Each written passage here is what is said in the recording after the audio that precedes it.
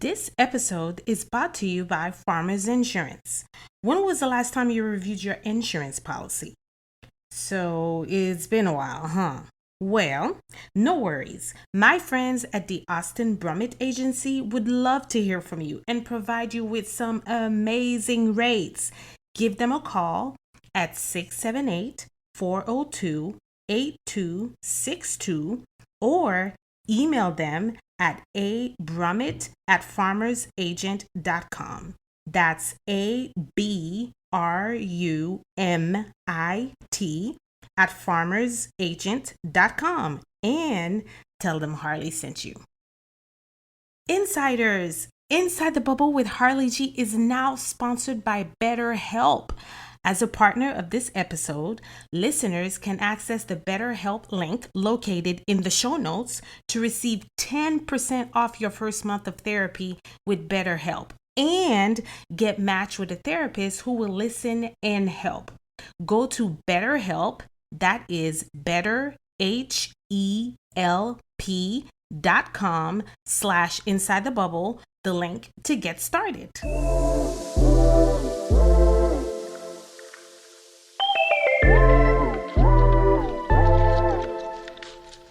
You're listening to Inside the Bubble with Harley G, the podcast for the superwoman. Every week, we connect with amazing individuals who share their inspirational experiences and stories while motivating and inspiring purpose. It's time to hang your cape. Grab your coffee, your water, your cocktail, and come on in Inside the Bubble with me, your host, Harley G.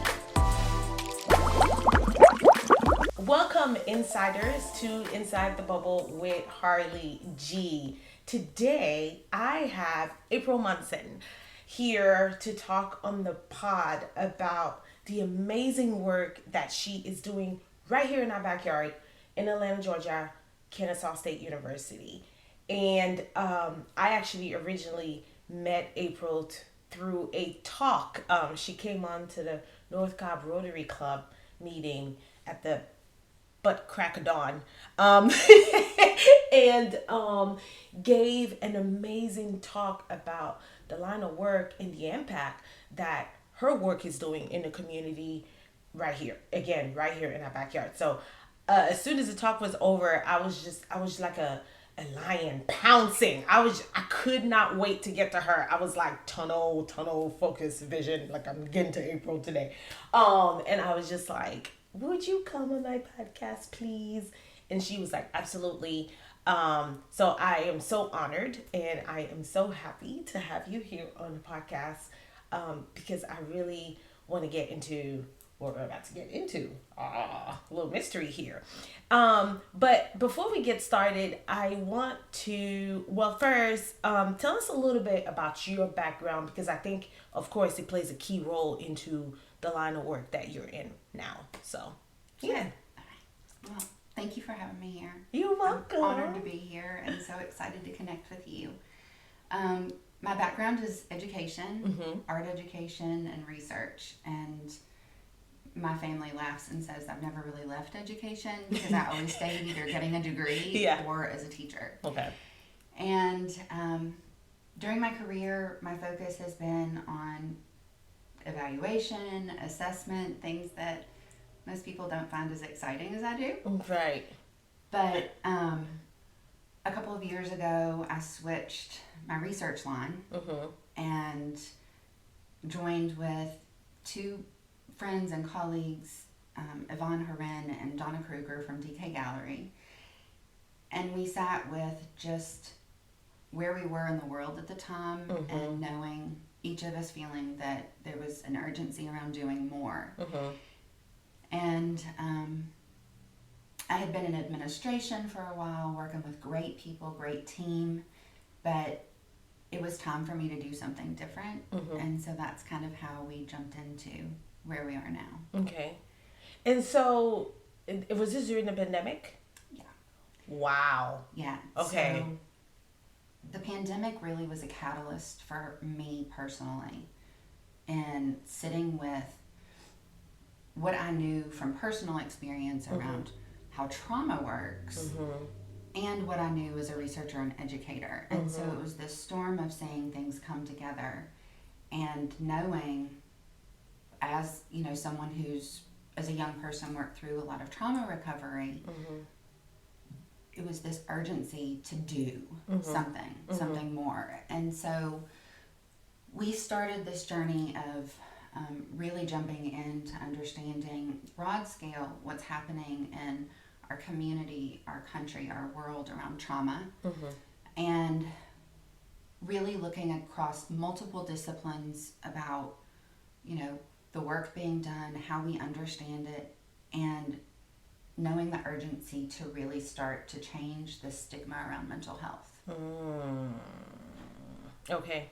And so it was an interesting change for me because mental health had never been on my research agenda, even though it's been such a huge part of my life in terms of focus on, for me, I can't talk about mental or physical health without, they're the same.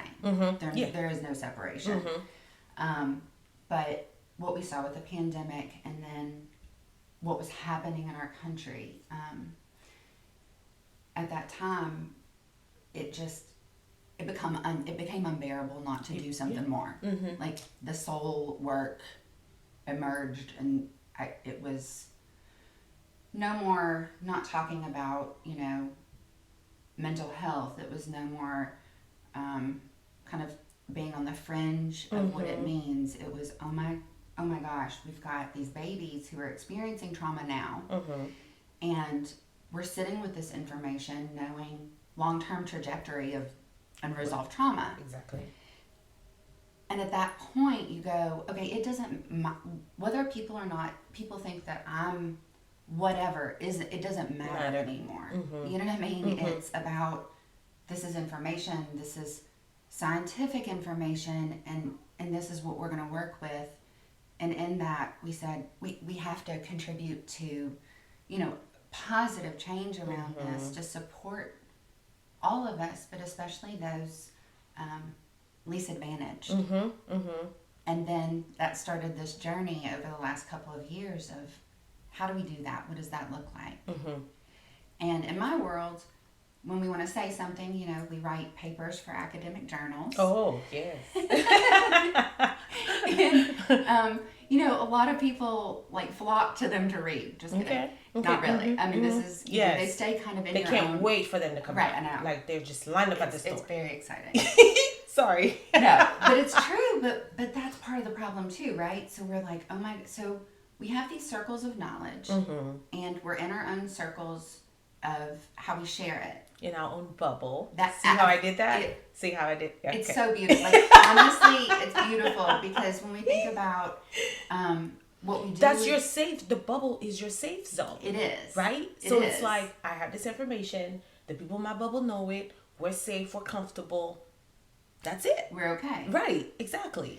Except that's not ever really how we get okay, right? Exactly.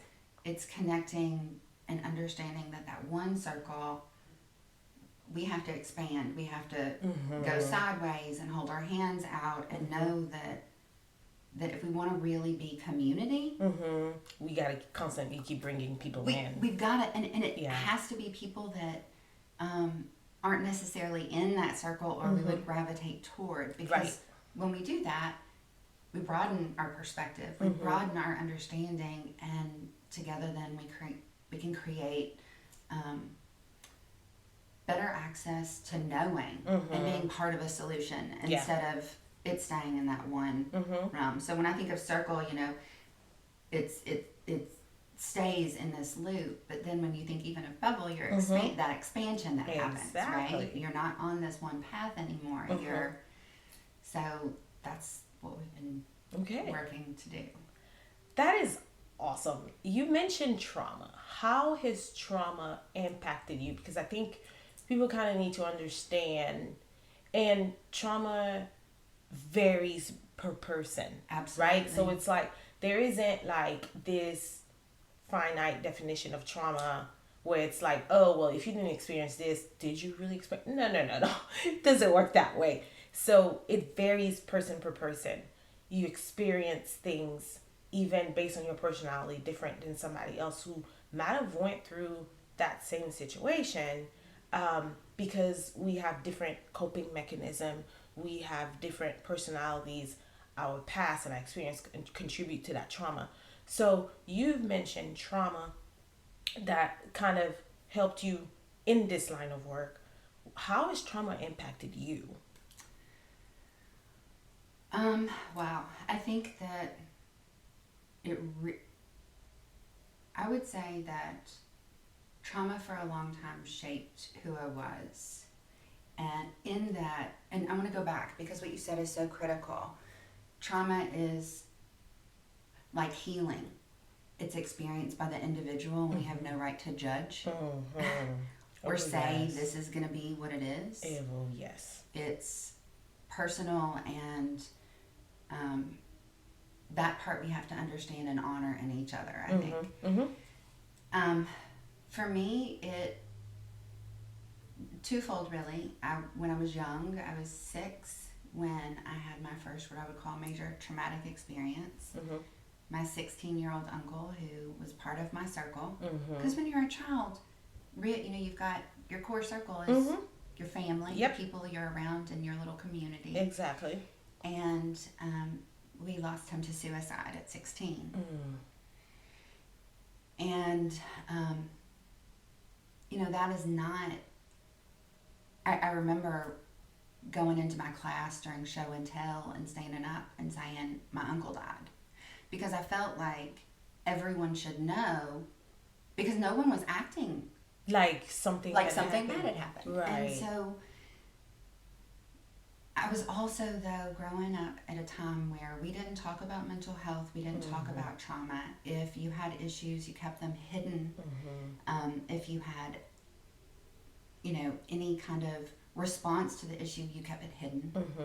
I was in a very small town in eastern Kentucky where I grew up. And my family system, of course, was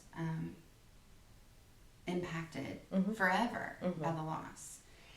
And we had some other things that our family, my oldest son and I have talked about how one thing that our family understands is holding hands during hard things, and so we experienced other traumas. And by the time I was 15, my parents had done something really radical.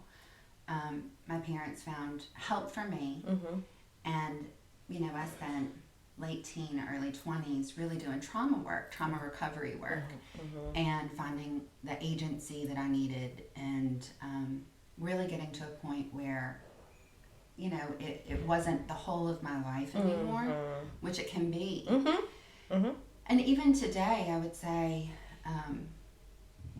trauma for me is something that I'm passionate about, because I think that education is critical and access to help is critical. I think it comes in, one of the things I've learned over the years is we've got to get away from the idea that healing or trauma recovery only happens in a therapist office. Oh, yes. Because there aren't enough therapists to cover us right now, and not enough people with access to therapists. Right. And so then it's the larger, what can we do as a community? Right. But that's where I got to the point where with my research, I work with the most amazing researchers. I mean, really, it's a small group. It's called the Interactive Research Methods Lab, and we're from all over the world, all different perspectives. And it was there that during this research process, I wrote on the wall of one of our workspaces, I'm someone who has struggled with mental health, who has experienced trauma, and I'm in my workplace saying these things, and I feel safe. Which, wow. I mean, for me, it was that big of a deal. Yes. For some people, they were probably, but nobody looked at me that way. They honored the story with me, and as part of the research methodology we're following, we started to really cultivate and create space for our own knowing. And so, before I'd always hidden these parts because it wasn't what society accepted or wanted to hear about. Right. But then when you get to this point where you're a researcher, you have lived experience, and of course during trauma recovery, later on, I mean, as a researcher, I couldn't help but to want to know. Ladies, I know there's so much to do and not enough time in a day. Trust me, I'm right there with you. But what are you doing for yourself? Well, I've recently discovered Body Bar Pilates.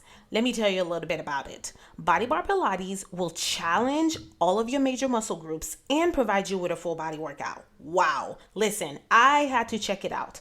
I took a class with Sherelle and it was amazing. They have workouts for all skill levels, whether you're just starting out or you're just looking for a new way to move your body.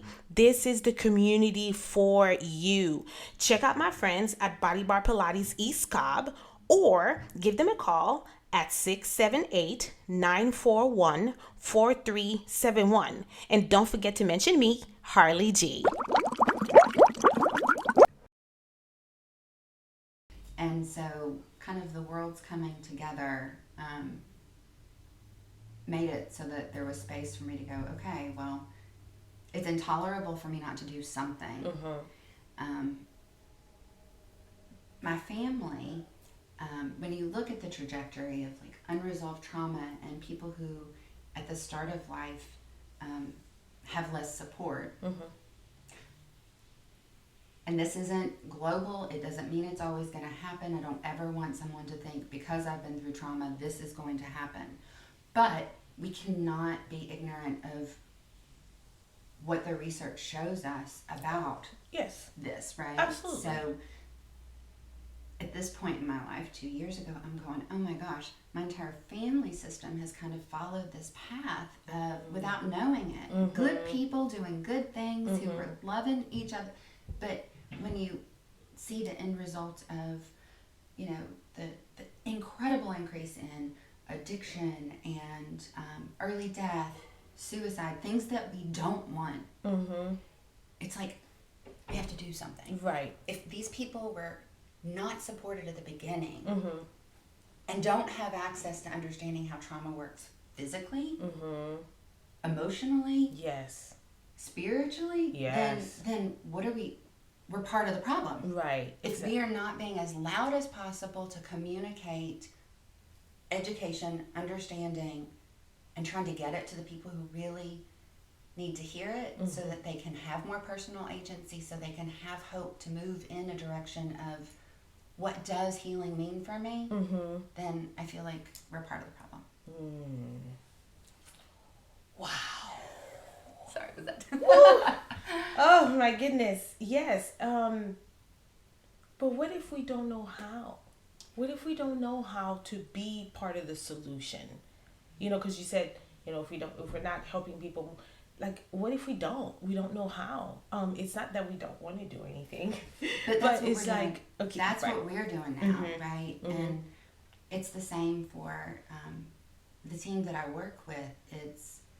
We started this with this knowing and with the urgency, and then we just keep walking. And I think being curious, that's how starts, right? So even if it's being curious about, okay, well, some people still don't really want to hear about trauma or mental health and keep it over here.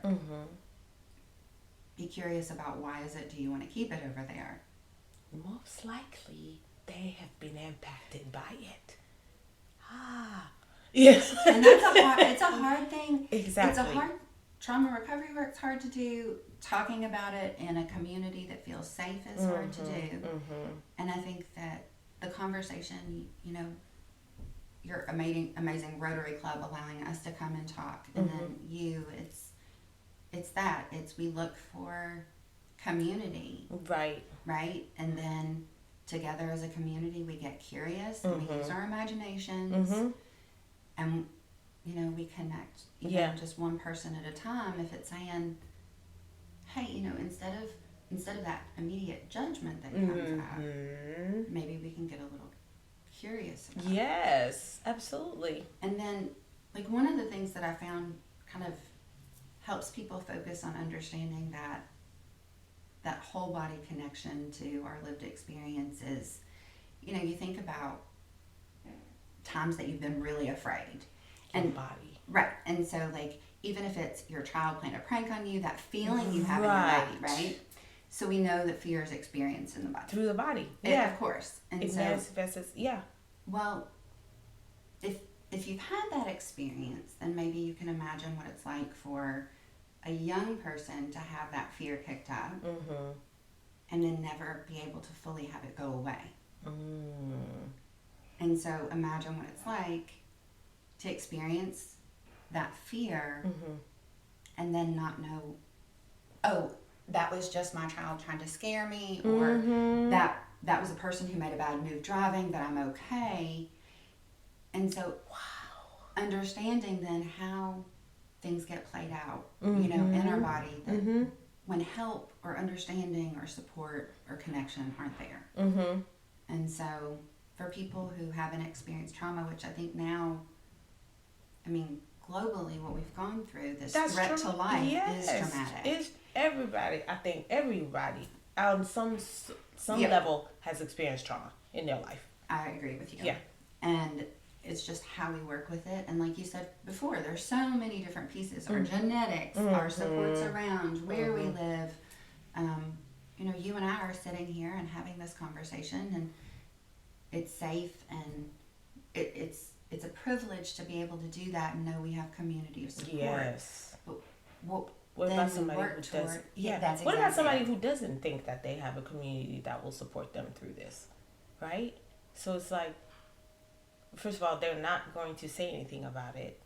It may manifest itself through different things in a negative way, and then it spirals, and then it just is. I feel like it's a cyclical thing, right? It's a cycle. pattern. It's Yes. a pattern Yes. that repeats and repeats and repeats until we alter the pattern. Mm. And so those experiences in our lives, whenever we have them, you know, if they come in and they keep cycling through and playing out, that's how when we talk about, you know, generational trauma and we talk about epigenetics and how trauma comes through the body through our ancestrally, you know what I mean? So it's really, I think, just gaining an understanding of how it works. But this is really what I feel like is the first, you know, COVID brought this to the limelight, right? And so when we're doing this research, early days, we're looking at, and this was fall of 20, and then by 21, we're going, the statistics around suicide. And that for me, you know, go back to where it started for me, and we see that this intolerable increase in suicide, particularly among 12 to 25-year-olds. That is crazy. And at that point for me, it became intolerable not to do and say and talk and share in whatever way, just so that we can not only work to connect to those who are in this pattern that they feel like they can't get out of, but to start to think about shifting our own paradigm or our the way we see the world. Like, it's hard to want to help someone when we're still stuck in thinking that, oh, someone struggling with addiction or alcoholism is, you know, not trying hard enough or should be on the fringe, or we don't want to talk about it, right? And so bending a mindset that mental health and how we experience the world is, we have to get a little curious about it, right? Yes. So, you know, by day, I work in HR, and one of the things that we used to always communicate to our employees is that take care of yourself. Self-care is really important. Mental health is really important. Through the wellness committee, we poured a lot of initiatives out into our employee population because we were constantly telling them that, or wanting to remind them that mental health was important. The entire time I'm doing this, I'm not taking care of myself. This went on for years until the pandemic. And to be honest with you, during the pandemic, I was kind of I was glad that we were able to message it in a way like it became like you said, it was highlighted during the pandemic. It became a focal point for a lot of organization, a lot of people, like mental health. Um, I was glad that there was a diamond in the rough that was provided to us during the pandemic, right? Because now we were paying attention to suicide rate, we were paying attention to trauma, we were paying attention to we're trying to pay attention to the signs. And for me, I was just kind of like, that was kind of like my aha moment. And I was like, wait a minute. So here I am preaching to individuals: take care of yourself, self care, mental health, and I'm not doing that for myself. And that was a turnaround moment for me, because I was just like, oh my goodness, I'm not okay. And I was fortunate enough to have some individuals around me that I was able to talk to about it, and together we were like, okay, let's work on this, let's figure this out, right? Burnout, because we were all working from home, and now we had we didn't have to commute, so we could just get up, log in at 7:30 in the morning. Next thing you know, it's 7:30 p.m. and we're doing this Monday through Friday. We were just like, oh, okay, something's not right here. And I feel like a lot of companies went through that shift where they were like, wait a minute, yes, we're happy that our employees are home and that they're pouring in and they're more productive, because that's kind of how we framed it. We're being more productive. But what's happening when you look on the other side, when you flip the coin, what's happening on the other side? Burnout, mental health. We were now just pouring in so much, and not that it's not important, but we're pouring so much time into the work. What's happening with our families? What's happening with our support system? So that was very eye-opening for me during the pandemic. And I think that's where a lot of us kind of had those moments of clarity that were different than before. Whether it's, I mean, people were recognizing their own pace. Yes. Especially those that, their hyperachievement and the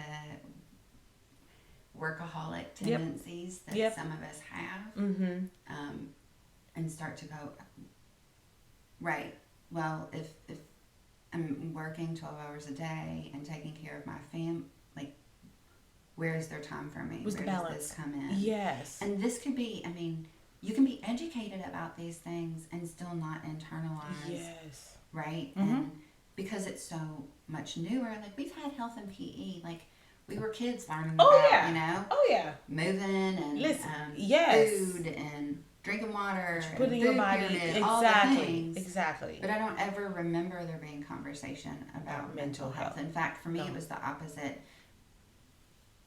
I grew up in a time that, hyperachievement was success, right? It was. And so that's what you work toward to be worthy, good enough, of value is that's kind of where I went. And for me, it was part of a trauma response.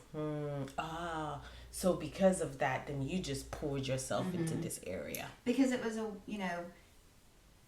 you identify something that seems good, where people like people who were successful and who work hard, and of course, even as a child, you want that. And for me, I'm meant to be in education and research. It's my jam, It's your jam. It's my jam. And everybody has their own thing, but you find those things, and then you pour yourself, your heart, soul in it, and then again, you step back and go, okay,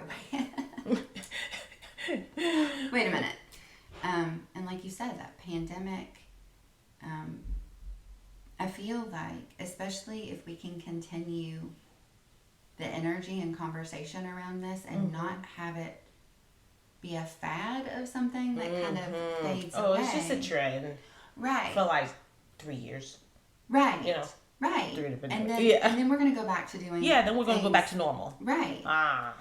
And I really, I have amazing kids. They range in age from 14 to 25, and we talk a lot about these. I was just going to say, because we had a conversation, obviously, previously, and it was just so touching to me how your community, and that includes at the core your family, is really open and supporting you in the work that you're doing. They actually pushed you towards it, right? They have. Wow.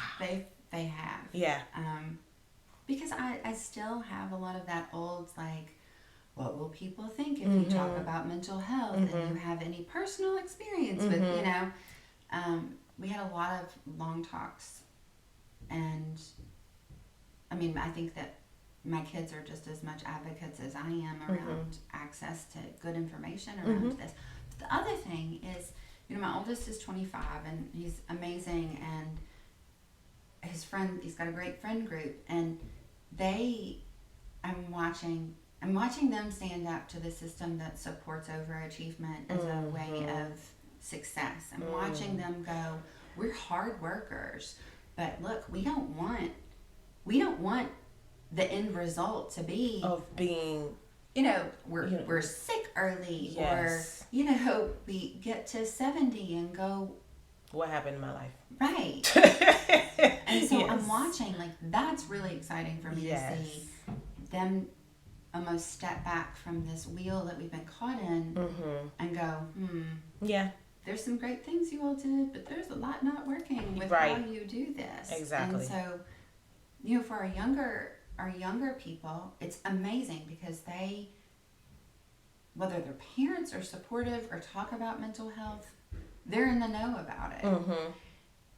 The problem is that even though they might have the language about it, because they have the internet, they have the language for everything, right? Do they have the understanding? That's exactly it. Huh. And so it's almost a place where we need to be even more proactive around making sure that, you know, that the messages that come out that our kids are really internalizing are healthy ones and not a fad or a trend or something they saw. Not that there aren't great things on social media, right?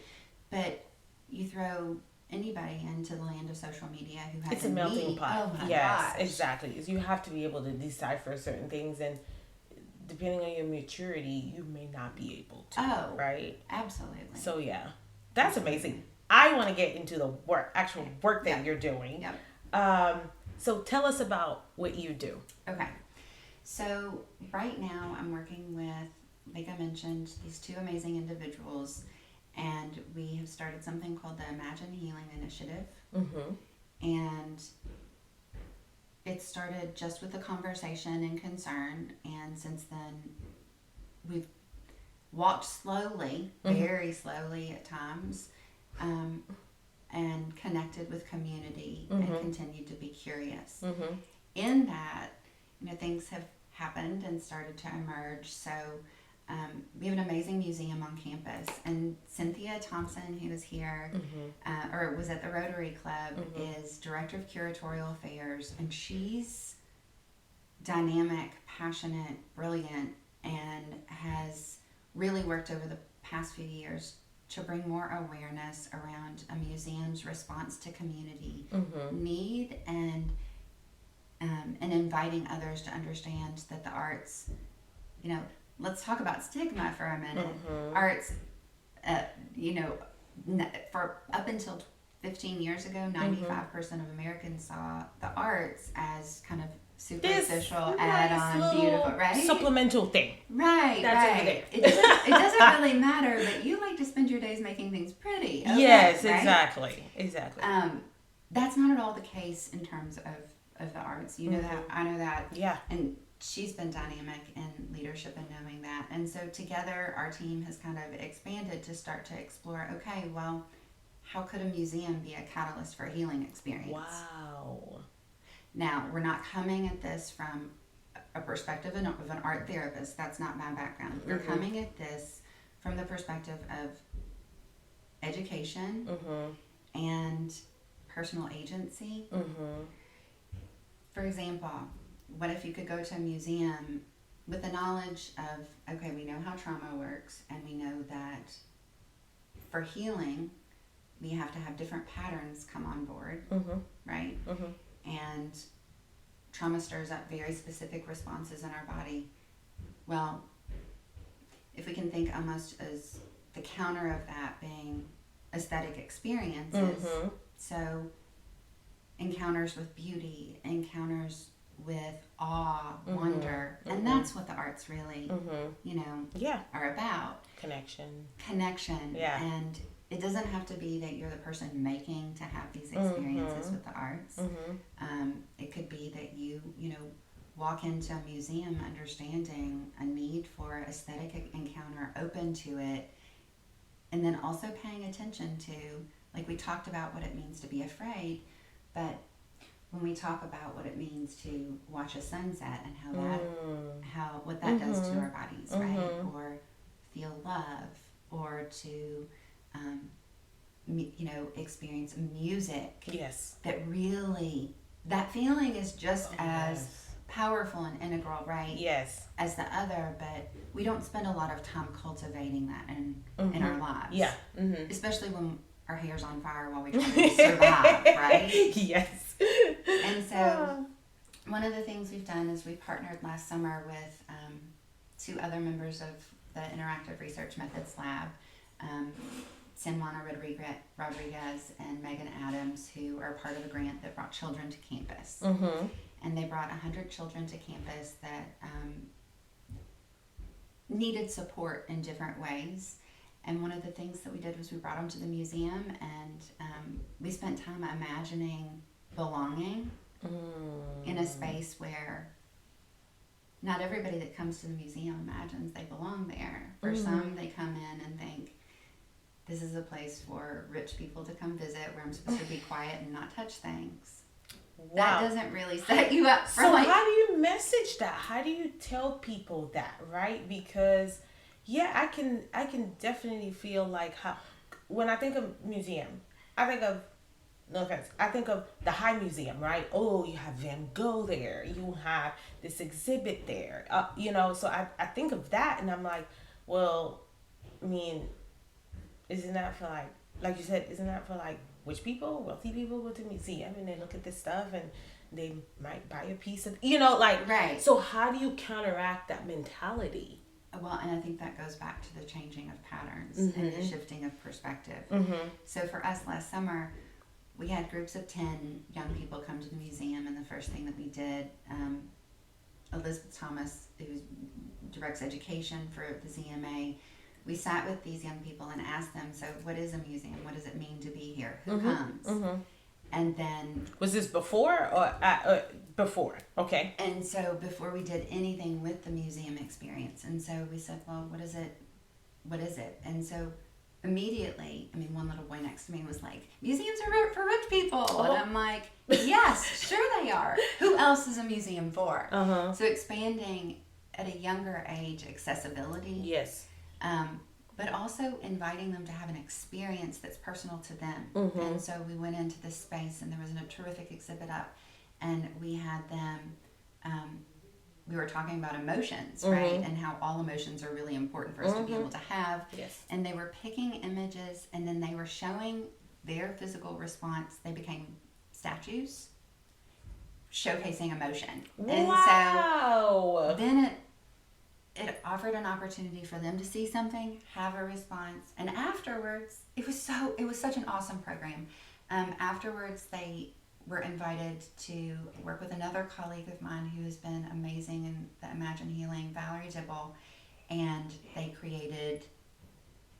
they took photographs of their shadows. They were recreating emotions with their body, shadows on the wall, and she photographed them, and then the young people filled their shadows with all the emotions, their thoughts, experiences. And so it's creating this experience, access to have a different experience. Yes. And I think that around mental health, like so many people who haven't had positive connection, they're afraid to try again. They are afraid of being seen as attention seeking or not trying hard enough. and so changing patterns to go, okay, we've got to do things new. And so we're approaching from lots of different perspectives. So that's one project that we did last summer. That's an example. And it's awesome because right now in the College of Education, we have something called a youth art gallery. And the work those kids did is on display there. Oh, wow. You gotta see. I mean, the work was just mind-blowingly awesome.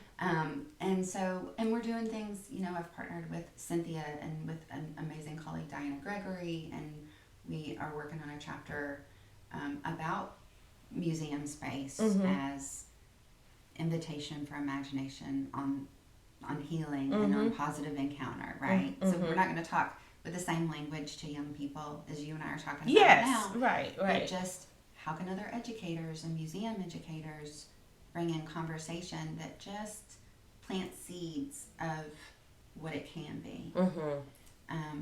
So that's one of the projects that we're working on. One. Is there another one? Yeah, there's one that we're that's kind of like near and dear. So, and it all started with I was standing in front of a work of art with Donna, and this work was by a woman who is an incredible inspiration, and we both were having the positive aesthetic experience that can be healing, standing in front of this piece going, we wish people could understand how to even sometimes just be with art without all the other stuff we put on you're supposed to around art, but really just to encounter whatever it is and be open that you need to feel or experience. Yes. And so she and Yvonne and I have said, well, there's so many artists in our community who have experienced healing and connection to their making process. There are people who collect art in the community that have had these healing experiences through their collections. What if we did a research project about their experiences, not looking for a one-size-fits-all model at all. These are very diverse artists, different backgrounds, different experiences to be sure, but what if we could highlight what they do so that maybe somebody else finds an entry point to imagine a little bit more or to connect. Because sometimes before we can find, a physical or a personal connection with a group, we can find connections with ideas. Right. You know what I mean? Like, oh, I didn't even know there were people out there that thought that way. Yes. Maybe I can learn more. Maybe this is a value. So that's the project that we're actively working on a number of them, but that's the passion project now. Where we are. And the way we want to share this out is different. So we are, of course, going to write for our journals because that's what we do. That's what you do. That's what we do. Exactly.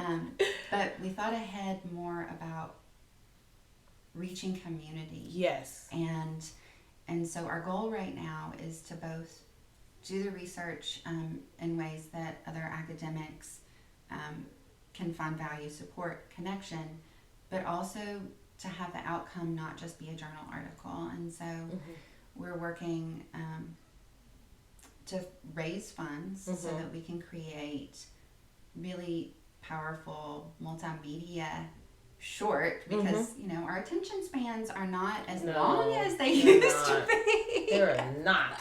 Okay. First of all, we all have on demand, whether it's Xfinity or DirecTV. And what do? You fast forward through the commercials because you just want to get to it, or you stream it on your device because you're just like, I don't have time for that. Yeah, I want to. And you want the highlights of exactly. it Exactly. So with this, we know the power of connection. Like I said, even to if it's connection, the first start is connection to an idea, and we want to make sure that gets shared as broadly and as accessibly. And so we want to work towards that kind of sharing of research that kind of breaks traditional paths. But I think that's what it takes nowadays. We've been too stuck in those traditional thinking, which is what got us to where we are now. Yeah, time to shift some patterns on many levels. It is. That's how we need to break that. We need to break it. Yeah. So yeah. Different way of doing things, different way of thinking. How do you see your work evolving? So you talk about this fashion project that's coming through, but how do you see this? And it's just if you had a crystal ball, right? Where would you like for it to go? I would like for as many people as possible to have access to foundational understanding, knowing that they're invited to be a part of it. And so my hope is that we can be a community that can see the problem and can make some efforts to stand up and say we won't tolerate this anymore. We won't tolerate ignorance around mental health. We won't tolerate oppression because of mental health. In fact, we're going to do something radical and invite others to connect outside of our groups, outside of who we're supposed to be speaking to. And that means, for me, continuing to walk and be curious and join hands with community that has different perspective and shared heart for a kind of a radical shift in how we do things for our young people and for each other, right? It's not, I go to the young people because the most vulnerable and then need the most support. But we know, if you grew up in different generations, access to even understanding that this is here, this is real, this needs to be embraced. You're not bad because you didn't know. You're invited to just be curious and then to help be part of the solution. Yes. Because it's not going to get better. Right. It's not, and that is the part that is intolerable. And so I think it's about connection, really. That's what it's about, connection. Love it. So how can we support you? How can we support your museum, the work that you are doing? We already talked about, I'm gonna bring my family to the museum, and I want them to experience it, of course. But what does it look like for you when the community comes and supports the work? I think there are different ways. Okay. So baseline community, I'm asking to please be open to both looking at our own mindsets around these issues, but also standing up and being courageous when someone has a very different one. Not to say you're wrong, but to say, hey, there's an invitation for you to be curious about something, right? And so on a baseline level, that's how I think we can help each other if we can open the door for some curiosity. There are always great events and experiences happening at Kennesaw State and in our community, DK Gallery, for arts and celebrating the arts. And then, we're always seeking those who want to support, whether they want to donate time or financially. So the lab website is irml.kennesaw.edu. Okay. We will have that in the show notes for you. And we have a spot on there that's Give Now. And when you click that, you'll see an overview of all the projects and the different ways that we're working on not just this issue, but it just happens that a number of our team members are coming at this from different directions. I would encourage people who can to put money toward research that is working to give people accessibility and the help that they need. And our research team's fantastic. There are other people doing great work. And so I'd encourage people to find ways to connect. And that's, again, through lots of different ways of being supportive, curious, and giving, whether time, money, prayers, good thoughts, whatever, right? All of it. We'll it. take all of it. Amen. So, and then, if you're curious and want to hear more about it, talk to us. Email us at the lab. We're happy to share whatever we have in terms of what we've learned. We want to share, and we want to share it with as many people that we can reach. That's awesome. That is so amazing. I've always been some way, somehow involved in art. So whether it was actual art, like I actually started out being pretty good in art and drawing and all that stuff. And then my passion shifted. My sister, though, she continued on that path and became an architect. But I went over to, to dance. But it was always, art was always part of my life. No matter what I did, it was always part of it. And whether it was music, dance, art, acting, all of it, just like, it's an outlet that is so beautiful and allows you to express in so many different ways no matter what you're going through. Right? So being able to dance and express and move your body a certain way. Yes.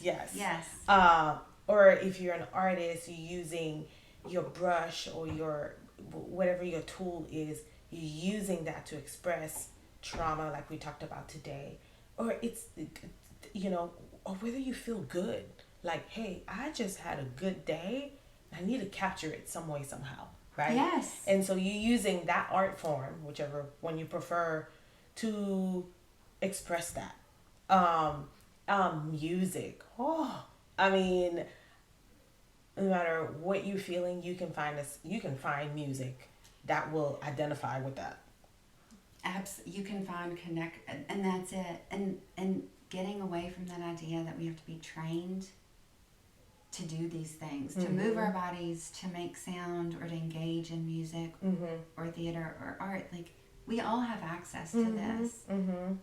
We don't have to be trained to make an artifact of our healing. Yes. To claim it, right? Like, I'm going to move my body right now. I don't know what I'm doing. I'm super awkward, but I know that movement's important and I'm doing it. And this is my artifact of healing. And nobody else has to know about it. Exactly. But I know I'm trying. Yeah. And that matters. That counts, right? Wow. Yes.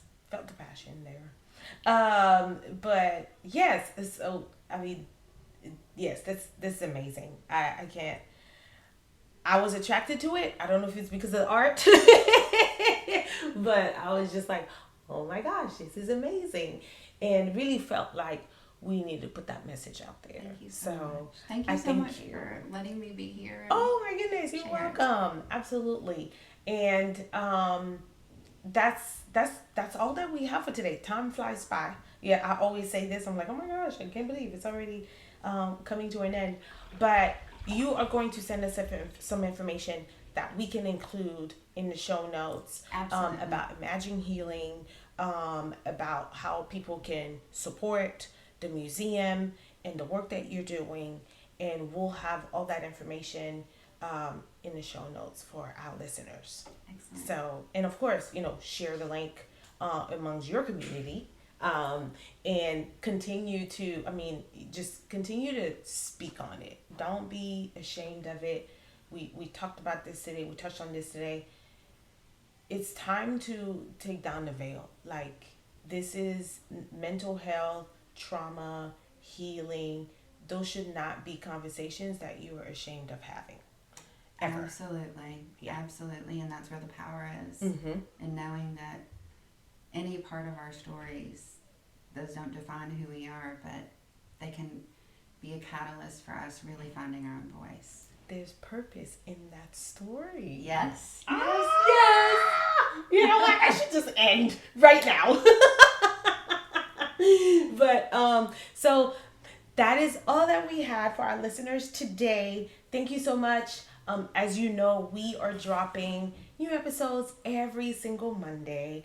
And as you think about your new year and your resolution, add it to your resolutions. Make it a point to support someone in whatever they're doing, whether it's being open and inviting that person so that you can be a sounding board for them, or just listening. Sometimes people don't need your feedback. They don't need your comment. They just need somebody to listen, right?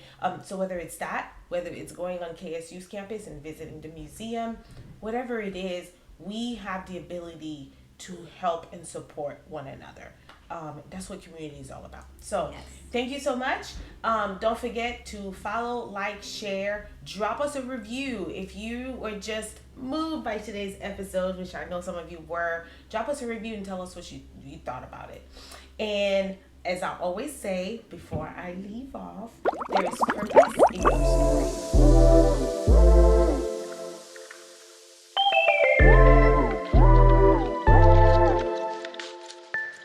I hope you enjoyed our show today. Hit the subscribe button and share.